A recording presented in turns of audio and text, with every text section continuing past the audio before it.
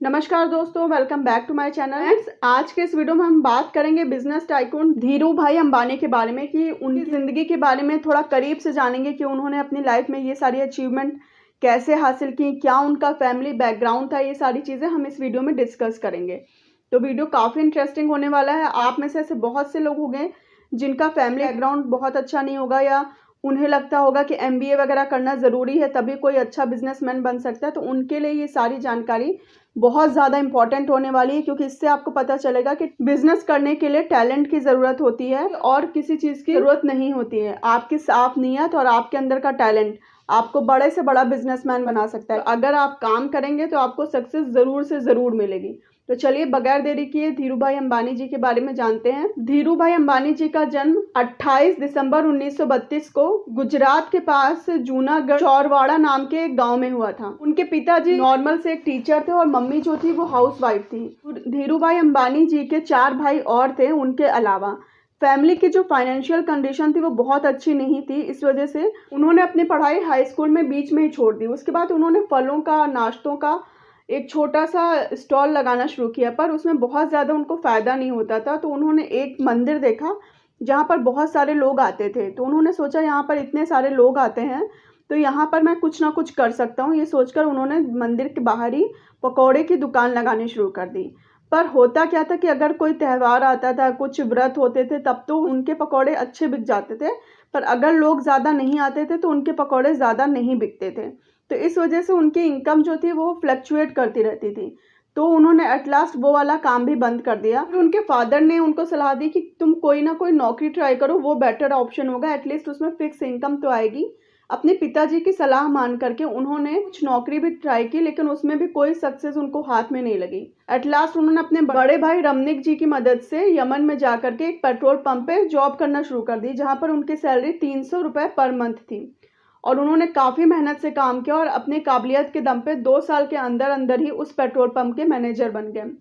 पर उस टाइम पे भी उनके दिमाग में बिजनेस का जो कीड़ा था वो चल रहा था। वो क्या करते थे कि उनके पेट्रोल पंप के पास ही 25 पैसे की चाय मिलती थी, पर फिर भी वो पास के ही एक बड़े से रेस्टोरेंट में जाते थे और 1 रुपए की चाय मिलते थे, ताकि वहाँ पे जो भी बिजनेसमैन आ रहे हैं वो उनकी बातें सुन सके और उनकी बातों से कुछ ना कुछ उनको नॉलेज मिल पाए या कुछ ऐसी ट्रिक मिल पाए कि वो अपने आप को बिजनेस की फील्ड में आगे बढ़ा पाएँ। तो एक दिन इसी टाइम पे ही उन्होंने 2 लोगों की बातें सुनी, जिसमें वो लोग बातें कर रहे थे कि जो यमन में चांदी के सिक्कों की कीमत चांदी से ज़्यादा होती है। ये सुनने के बाद उनको आइडिया दिमाग में आया और उन्होंने सिक्कों को पिघलाना शुरू कर दिया।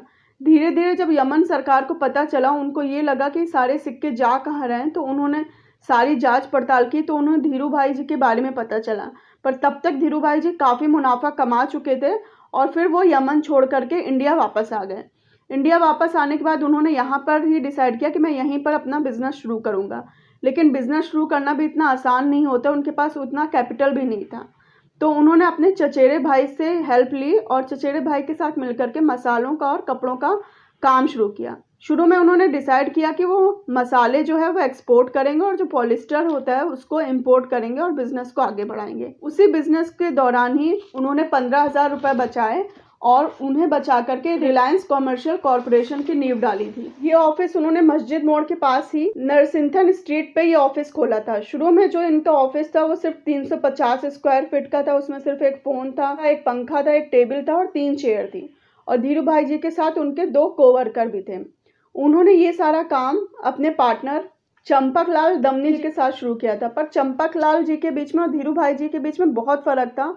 उनके जो बिजनेस करने की जो सोच थी वो एक दूसरे से नहीं मिलती थी। धीरू भाई जी रिस्क लेने पे भरोसा करते थे और जो चंपक लाल थे वो सीधे साधे तरीके से बिजनेस करना चाहते थे, सेफ तरीके से बिजनेस करना चाहते थे। तो एट लास्ट इन दोनों ने डिसाइड किया और ये दोनों एज अ पार्टनर अलग हो गए और धीरू भाई जी ने अपना सोलो बेसिस पे ही अपने बिजनेस को आगे बढ़ाया। इसके बाद उन्होंने 1966 में अहमदाबाद के ही खरौदा नाम के गांव में पॉलिस्टर की ही एक मिल स्टेब्लिश की, जहां पे कपड़े बनाने उन्होंने शुरू किए और उस ब्रांड का नाम रखा विमल। विमल उनके चचेरे भाई के सबसे बड़े बेटे का नाम था और उनका ये काम काफ़ी बढ़ गया, उसकी ब्रांडिंग काफ़ी अच्छे से हुई। इसके बाद धीरे धीरे टाइम बीतता रहा और ईयर 1975 में वर्ल्ड बैंक की टेक्निकल टीम इनके पास जा करके इनके सारा मिल का जो भी प्रोसीजर था कपड़े बनाने का वो सारी चीज़ें एग्जामिन की और उन्होंने पाया कि इनके कपड़ों की क्वालिटी काफ़ी अच्छी थी। इनफैक्ट डेवलप्ड कंट्रीज़ के कपड़ों की क्वालिटी के कंपैरिजन में भी इनकी कपड़ों की क्वालिटी काफ़ी अच्छी थी। तो उन्होंने भी इस चीज़ को काफ़ी ज़्यादा अप्रिशिएट किया। इसके बाद ईयर 1980 में इन्होंने पॉलिस्टर फिलामेंट यार्न बनाने का लाइसेंस भी ले लिया था। ईयर 1977 में फर्स्ट टाइम रिलायंस का IPO लॉन्च हुआ था। उस टाइम पे भी लोगों ने काफ़ी भरोसा दिखाया और फर्स्ट टाइम में ही 58,000 से भी ऊपर इन्वेस्टर्स ने इसमें इन्वेस्ट किया। धीरू भाई जी ने सबको हमेशा यही भरोसा दिलाया कि आप मुझ पे भरोसा करो, इन्वेस्ट करो, आपके पैसे बढ़ेंगे, ये मेरी गारंटी है। तो इस वजह से लोगों ने काफ़ी विश्वास किया और 58,000 से ऊपर के लोगों ने इसमें इन्वेस्ट किया। और इसके बाद तो धीरू भाई जी कभी भी नहीं रुके, उन्होंने बहुत सारी फील्ड्स में अपना काम जो है वो इस्टेब्लिश किया। अगर मेन फील्ड्स की बात करें तो इलेक्ट्रोकेमिकल्स हो गई, लॉजिस्टिक्स हो गई, टेक्सटाइल्स हो गई, इंफॉर्मेशन टेक्नोलॉजी की सर्विसेज हो गई, टेलीकम्युनिकेशन हो गया, इलेक्ट्रिसिटी हो गई, इन सारी फील्ड्स में इन्होंने अब काम था वो किया और सब में ही सक्सेस इन्हें मिली। उसके बाद 24 जून 2002 को इनको हार्ट अटैक आया, जिसकी वजह से इनको हॉस्पिटल में एडमिट करना पड़ा और उसके बाद 6 जुलाई 2002 को इनकी डेथ हो गई।